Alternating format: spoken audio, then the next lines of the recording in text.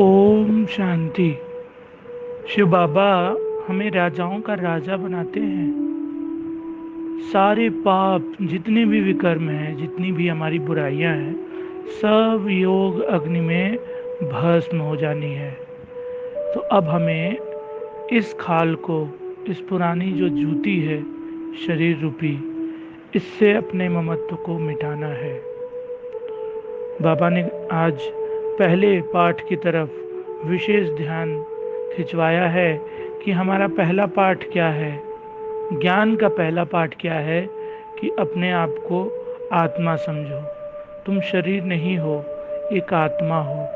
यह ज्ञान जो शिव बाबा हमें दे रहे हैं, यह ज्ञान सिर्फ और सिर्फ हम आत्माओं को ही मिलता है।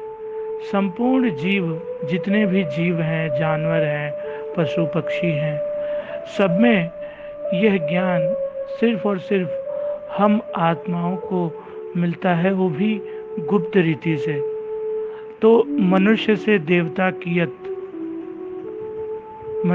देवता बनाने में क्षण भर ही समय लगता है।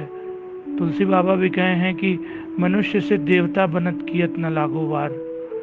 तो कहने का तात्पर्य ये है कि ज्ञान का पहला पाठ ही यदि हमारा पक्का नहीं है, तो यदि हम पहले सोपान पर ही नहीं जा पाए हैं, तो अगले सोपान पर जाने की बात हमें सोचने से भी, हमारे संकल्पों में भी आने से कोई विशेष फायदा नहीं है, क्योंकि बुनियाद मजबूत होना बहुत ज़रूरी है।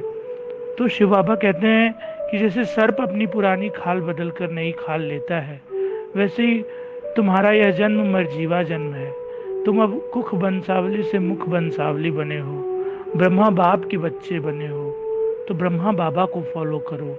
शिव बाबा जो ज्ञान सूर्य है, जो सतयुग त्रेता यानी पूरे 21 जन्मों का वर्षा दे रहा है, जहाँ पर आयु भी निश्चित होगी, यहाँ तो अकाले मृत्यु होती है।